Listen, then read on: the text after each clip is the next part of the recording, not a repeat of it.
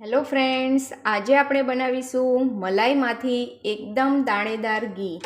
એના માટે એક બાઉલ ભરીને મલાઈ લીધી છે.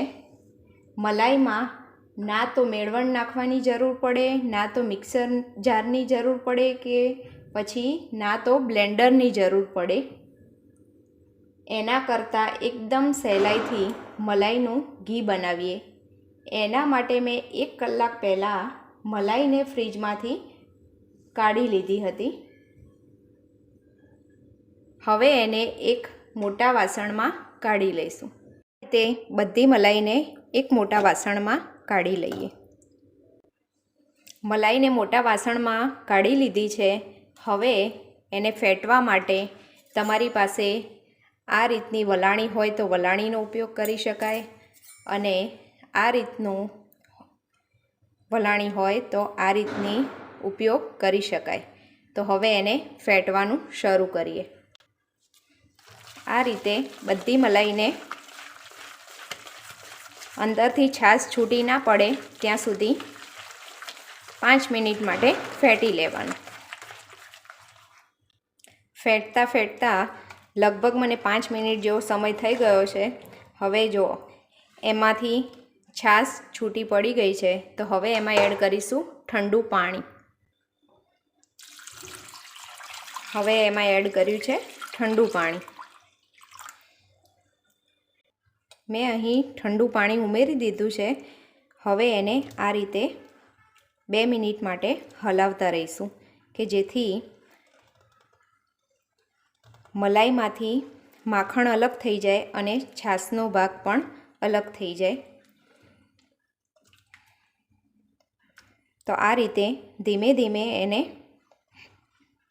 2 મિનિટ માટે હલાવીએ.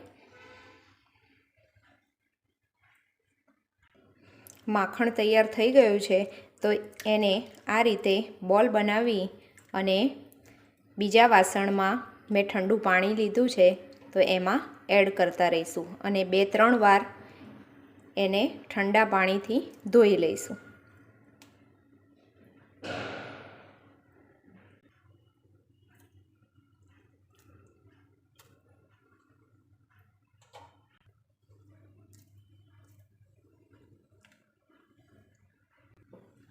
અહીં મેં 2-3 વાર પાણીથી વોશ કરી લીધા છે.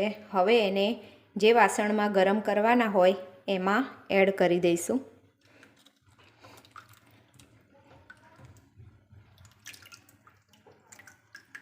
આ રીતે નીચોવીને બધી છાશ અને પાણી કાઢી લેવાના, જેથી ઘી બનવામાં બિલકુલ વાર ના લાગે. આ રીતે બધા માખણને મેં કાઢી લીધું છે. હવે એને ગરમ કરવા માટે મૂકી દઈએ. કઢાઈને ગેસ પર મૂકી દીધી છે. હવે ગેસની ફ્લેમ ચાલુ કરી, અત્યારે ગેસની ફ્લેમ ફાસ્ટ રાખવાની છે. પછી માખણ બધું પીગળી જાય પછી ગેસની ફ્લેમને ધીમી કરી દઈશું.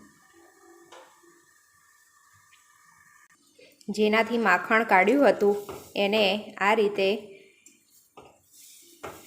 માખણમાં મિક્સ કરી લઈએ, એટલે એમાં રહેલું બધું જ માખણ પીગળી જાય અને ક્લીન પણ થઈ જાય. હવે આ રીતનો ચમચો લઈ લઈશું. એને આ રીતે હલાવી અને ઊંધો કરીને 10 મિનિટ માટે થવા દઈશું અને ગેસની ફ્લેમ ધીમી કરી દઈશું. તો ઘી ઉભરાઈને બહાર પણ નહીં આવે અને સરસ મજાનું ઘી તૈયાર થઈ જશે. 10 મિનિટ જેવો સમય થઈ ગયો છે અને ઘી પણ તૈયાર થવા આવ્યું છે. હવે એને 2 મિનિટ માટે થવા દઈશું, પછી આપણું ઘી તૈયાર થઈ જશે. તો જુઓ ફ્રેન્ડ્સ, ઓછી મહેનતમાં સરસ એવું દાણેદાર ઘી તૈયાર થશે. ઘી તૈયાર થઈ ગયું છે. હવે ગેસની ફ્લેમને બંધ કરી દઈશું.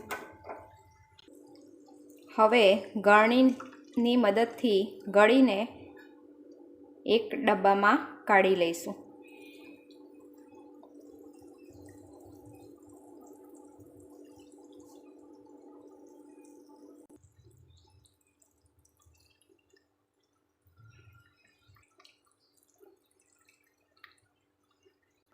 આ રીતે બધા ઘીને એક ડબ્બામાં કાઢી લઈશું. અને જો ફ્રેન્ડ્સ, એકદમ ઓછું કીટું તૈયાર થયું છે અને કઢાઈ પણ વધારે ખરાબ નથી થઈ. તો તમે પણ આ રીતથી જરૂર બનાવજો. આનાથી 500-600 ગ્રામ જેટલું ઘી તૈયાર થાય છે.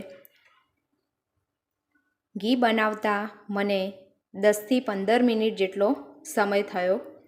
તો તમે પણ મારી આ રીતથી ચોક્કસ બનાવજો